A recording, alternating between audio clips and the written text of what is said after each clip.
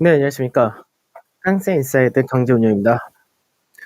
오늘 이제 증시를 보게 되면은, 우선은 전일 미증시 하락이 여전히 셌었다, 이렇게 되긴 하지만, 국내 증시의 하락이 앞전부터 컸었기 때문에, 오늘은 이제 어느 정도 자율적인 반등이 나타난 그런 모습을 보여준다 되겠죠.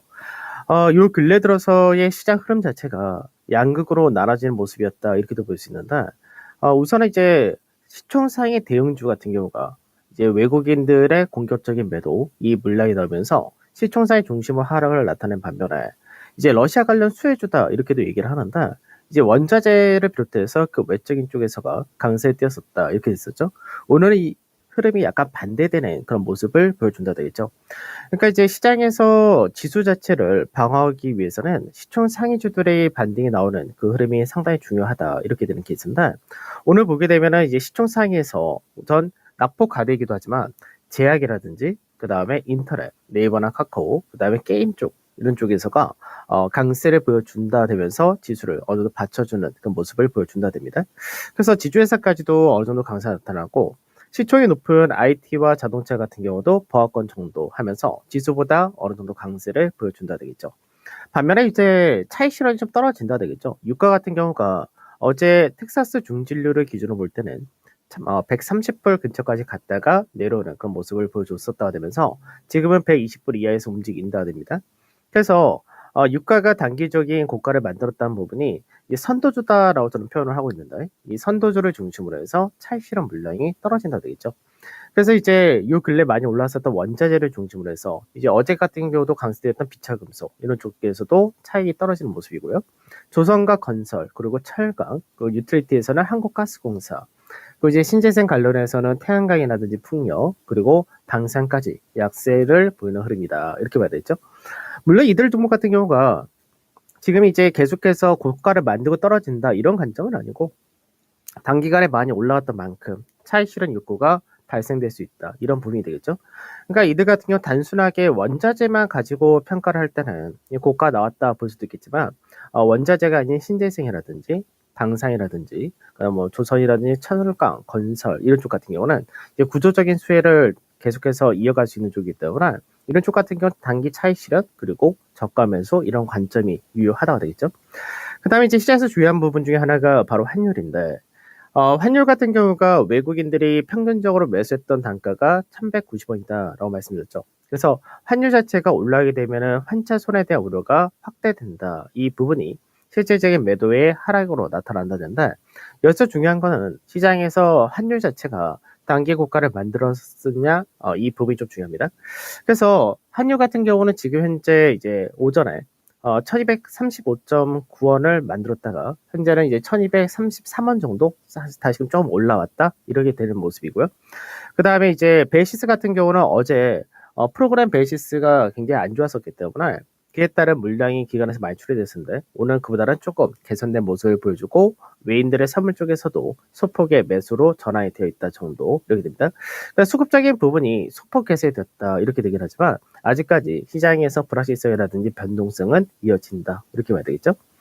하나씩 보게 되면은 우선은 이제 해외 증시 잠깐 보도록 하죠. 해외 증시에서 볼 때 어제 독일 증시를 먼저 보게 되면은 독일 증시 같은 경우가 이제 연초 같은 경우는 이제 가치주 중심의 강세였기 때문에 상당히 강했다가 되죠. 그러다가 이제 우크라이나 사태가 벌어지면서 이 부분이 이제 불확실성이 확대되고 유로화의 이제 급락이란 부분이 자금이 유출 이렇게 더 확대된 케이스인데 이제 어저께 독일 증시 같은 경우는 이제 저점 대비해서는 양봉으로 마감이 되었다 됩니다. 그럼 이 자리가 어떤 자리냐 이 부분인데 종가를 기준으로 볼 때 이제 고가 대비해서 20%라는 하락을 만들었다 드는 거고 그와 더불어서 전체 재작년이죠 코로나 때의 저점 이후 상승폭의 38.2%한 자리 때까지 내려왔다 됩니다. 그래서 이 부분이 단기적으로는 저점을 만들었다 될 가능성이 상당히 높은 그런 구조에 들어왔다 그런데 아직까지 뭐 러시아나 우크라이나 문제가 어떻게 해결될지 모른다가 되겠죠. 다만 지금 현재 뉘앙스 자체가 조금은 협상을 타결한다 쪽으로 조금씩 무게가 실어진다 되기 때문에 어느 정도는 저점 가능성이 높다 이렇게 되는 케이스인 거고요. 나스닥 같은 경우는 직전에 저점 자리대를 이제 종가상으로 볼 때가 이제 20%를 이제 찍었다 되는 건데 이제 단기간을 볼 때는 이제 나스닥 지수 자체가 이제 결국 3단 하락 파동을 다 만들었다 되는 케이스였죠. 그러고 나서 이제는 여기 가격대에서 쌍바닥을 만들어서 바닥을 만들어 주느냐, 이 부분이 이제 내일하고 모레 이틀 동안 좀 중요하다가 될 텐데, 이 부분이 이제 국내 증시에서 확인이 돼가지고 국내 증시 적용되는 거는 역시 내일의 휴장이니까 목요일 정도 이렇게 봐야 될 것이고, 그다음에 MSCI 코리아 인덱스를 보게 되면은 이제 환율적인 영향이 굉장히 크다가 되겠죠. 그러니까 환율이 이제 2021년 초 대비해서 한 13% 정도 올라왔다 돼버리니까 그에 따른 영향이 나타나면서 저점 이탈한 그런 흐름을 보여준다 그런데, 결과적으로 이제 MSCI 코리아 인덱스도 앞전에 38.2%라는 자리대를 찍지 않았었는데 이제는 종가성을 찍은 그런 모습을 보여줬었다 됩니다. 그래서 관건은 이제 환율적인 부분에서가 이제 고가를 만들어 주느냐, 이 부분이 될 텐데, 2016년도, 그리고 2018년도, 그리고 2018년도 이제 저쪽이었죠. 미중 간의 무역 분쟁, 그리고 지금 이렇게 들어가는데, 이 당시에 이제 비슷합니다. 이 당시에가 이제 유럽이 문제가 좀 있었고, 그 미국에서 테이퍼링과 더불어서 금리 인상했던 시기 이렇게 들어온 거고, 그 다음에가 이제 미중 간의 무역 갈등으로 해서 환율이 계속해서 올라가다가 이제 재작년에 정점을 만들었던 구간, 그리고 오늘 현재 이 구간에 들어와 있는데, 어느 정도 환율적인 부분에서는 고가를 만들어 간다 이렇게도 볼 수 있는데, 아직까지 확실하게 고점을 찍었다 이렇게는 얘기할 수 없는 부분인 거고요. 그거는 달러인덱스도 비슷합니다.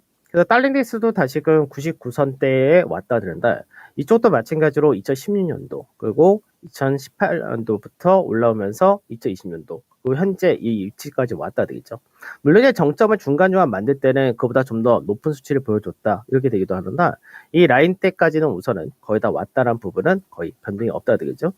그래서 지금 현재 국내 증시에서 수급을 보게 되면 외국인들의 거래소에 대한 매도란 부분, 이 부분이 여전히 환율에 따른 시총 상위주들의 매도, 이 부분은 동일하다 되지만, 우선은 지수상으로는 시총 상위주들이 어느 정도 방어하는 형태를 보여준다 이렇게 되면서 지수가 아침에 이제 저점 대비해서 반등이 나온 그런 케이스 되겠죠.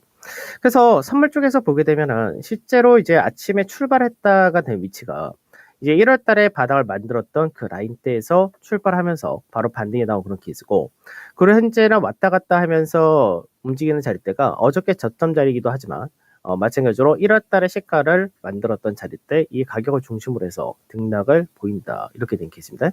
그래서 오늘은 중요한 자리대 이 라인대를 살려주느냐, 이 부분인 거고, 시장에서 결국은 다시금 이 중간 마디 자리에 올라가는 과정을 우리가 뭐 수요일 내일은 휴장이니까 만기일, 그 만기일 이후에 보여줄 수 있느냐, 이게 중요한데, 결국 이 부분도 사실 쉽게 예상하기가 어렵긴 하죠. 왜냐면은 지금 현재 중요한 부분은 결국 러시아 이 문제가 어떻게 해소가 되느냐, 결국 그 부분이기 때문에, 그래서 환율이라든지 뭐 원자재라든지 그리고 지수 역시도 마찬가지로 현재는 이 부분이 가장 중요하다고 됩니다. 러시아 관련된 문제가 어떻게 처리가 될 거냐.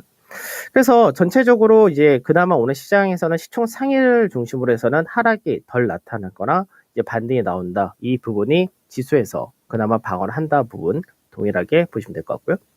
그리고 이제 오후장까지 생각할 때는 이제 또 생각할 부분이 여러 가지 있겠죠. 우선 아까도 말씀드렸듯이 국내 증시 같은 경우는 이제 종가 기준으로 20% 정도의 하락이란 부분이 가장 먼저 나타났었고, 그러고 나서 이제 미증시라든지 유럽이라든지 이제 나타났다 되는 건데, 오늘 이제 국내 증시만 뭐 하락폭이 좀 적게 나온다 이런 게 아니라 일본이라는 이쪽도 거의 비슷합니다. 그러니까 먼저 조정을 많이 받은 쪽, 이쪽이 먼저 반등이 나온 것이 맞다가 되는 건데, 반등은 나오는데 반등폭 자체, 그리고 내일이 휴장이란 부분이 있기 때문에 거기에 따라서 아직까지는 시장에서 경계감도 여전히 높다 정도 이렇게 생각하셔야 될 거고요.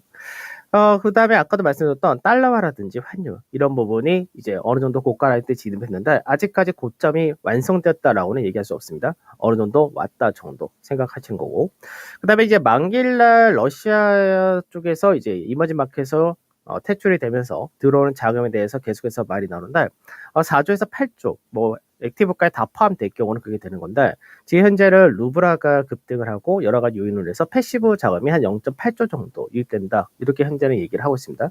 그래서 액티브 쪽에서는 언제 들어올지 모르는 부분이 된다 이렇게 얘기를 하는 거고, 우선은 만기일날 목요일날 유입이 가능한 부분은 한 0.8조, 그러니까 이제 8천억 정도가 유입이 가능하다 정도, 현재는 이 정도 얘기를 하고 있습니다.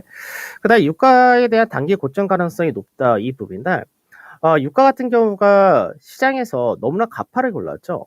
그래서 유가를 보게 되면은 유가 자체가 이제 예전에 고가 라인대를 훌쩍 넘어갔다는데 현재 유가 자체는 고가 대비해서 한 10불 이상 다 지금 축소가 된 그런 모습이죠. 그래서 예전에 고가 라인대가 115불 정도가 되었었는데 이 라인대는 최소한 숨고르게 한 다음에 추가적인 강세 쪽인지 아니면 이 박스권 안으로 다시금 들어오는지 이 부분이 나타날 것 같습니다. 그래서 단순하게 유가가 올라갔다, 원자재 올라갔다 해서 수혜다 이렇게 생각하는 것이 아니라 실적하고 연결이 되는 쪽, 이쪽 같은 경우는 뭐 무난하다가 될 것이고 우선은 오늘 단기적인 차익 실현이 전반적으로 나온다 하더라도 거래량이 실리느냐 안 실리느냐 보면서 선도주 쪽에서는 일부 차익 실현 나타내고 일부 눌림으로 접근한다 거의 똑같다라고 보시면 되겠죠.